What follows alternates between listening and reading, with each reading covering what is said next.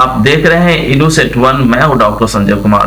दोस्तों, शराब माफियाओं का अब खैर नहीं, शराब पीने वाले अब शराब नहीं पी पाएंगे, क्योंकि अब बिहार में पूर्णतः शराबबंदी शुरू होगा।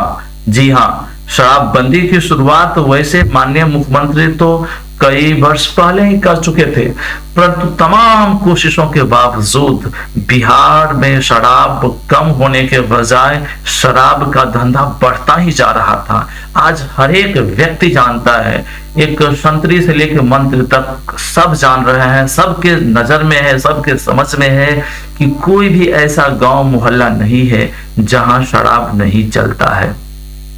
इसीलिए पुलिस प्रशासन को नीतीश कुमार लगातार हिदायत दे रहे थे, लगातार प्रशिक्षण दे रहे थे, बहुत बार धमकी भी दिए, सस्पेंड करने तक की बातें आई कि जिन थानेदारों के क्षेत्र में शराब पीते हुए पकड़े गए तो उनको सस्पेंड कर दिया जाएगा, नहीं तो अपने क्षेत्र में पूर्णतः शराबबंदी लागू करे। जन जागरूकता भी चलाया गया, पोस्टर भी लगाया गया, कई अवसरों पर क्या है कि मानव श्रृंखला तक लगाया गया, परंतु तमाम कोशिश बेकार साबित हुआ और बिहार में शराबबंदी नहीं हो सका।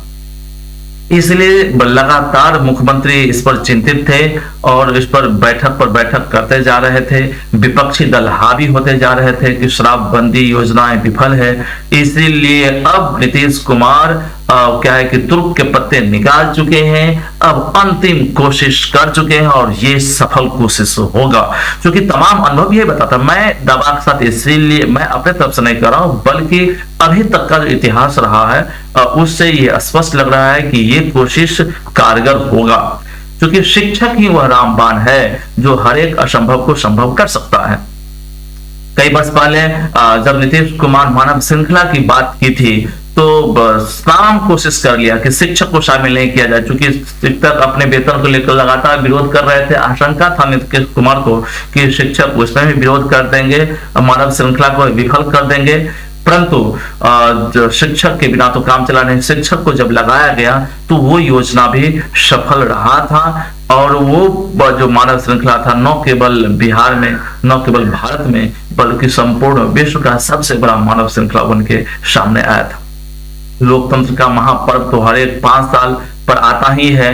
बिहार विधानसभा का, लोक सभा का भी चुनाव बीच बीच में आता ही रहता है, फिर पंचायती राज की इतना बड़ा चुनाव होता है। इस तमाम चुनाव को केवल शिक्षक ही उसमें जो है महती भूमिका निभाते हैं, अन्य पदाधिकारी होते हैं, परंतु शिक्षक को उसमें सर्वाधिक योगदान होता है। केवल शिक्षक को यदि इससे बाहर कर दिया जाए लोकतंत्र का चुनावी जो महापर्व है उससे, तो मुझे लगता है कि वो सफल हो पाएगा। इसलिए इन तमाम अध्ययनों के पश्चात नीतीश कुमार अब सोच चुके हैं कि अब इस शराबबंदी को पूर्णतः लागू करना ही होगा और ये केवल शिक्षक ही कर सकते हैं। इसीलिए वो शिक्षक को अब लगाएंगे कि शिक्षक अब हर जगह शराब माफियाओं को का रिपोर्ट थाना में करेंगे, वो अलग बात है। और ऐसा कहा गया है कि थाना में उनके ये मामला जो होगा वो गोपनीय होगा। थाना में कितने मीटर गोपनीय होता है ये सर्वविदित है, इसीलिए शिक्षक को खतरा भी है, परंतु शिक्षक करेंगे, क्योंकि शिक्षक निर्भीक होते हैं। शिक्षक का योगदान समाज में सबसे ज्यादा होता है और सबसे निर्भीक समाज में कोई है तो वो शिक्षक ही है।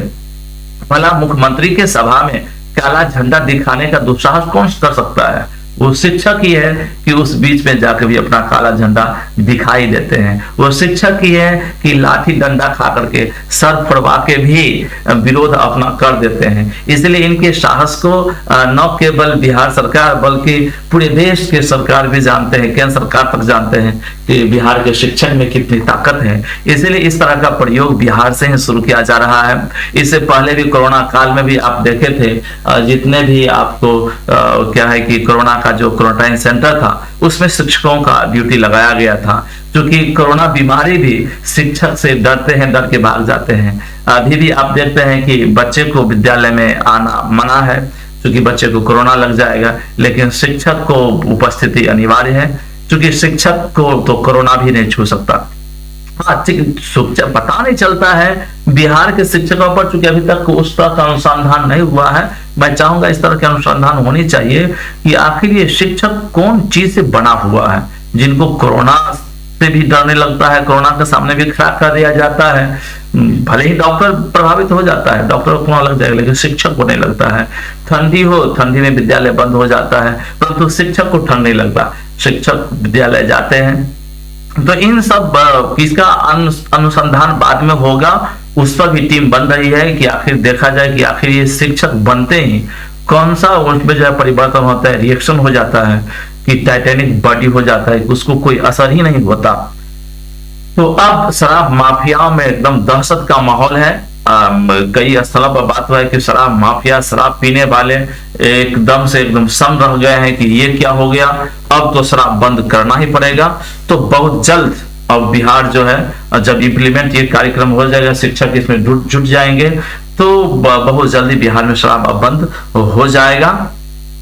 पेपर में अब कहीं भी जो है शिक्षक की मृत्यु की खबर नहीं आएगी, चूंकि शिक्षक को कौन छू सकता है, जिसको मुख्यमंत्री नहीं छू सकता है उसको और आदमी क्या डरा सकता है। इसलिए शराब माफियाओं को शराब छोड़ना ही पड़ेगा। मेरा अपील भी शराब माफियाओं से यही होगा कि शिक्षक अपने रौब में आए उससे पहले भाई शराब पीना बंद कर दीजिए।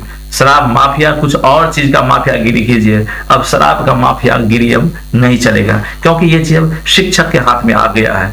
हमारे शिक्षक साथियों, शिक्षक मित्रों, इन चीजों पर डटे रहिए, साबित करके दिखा दीजिए कि शिक्षक क्या चीज है। शराब कैसे नहीं बंद होगा भाई, बंद तो करना ही पड़ेगा, डरना नहीं है।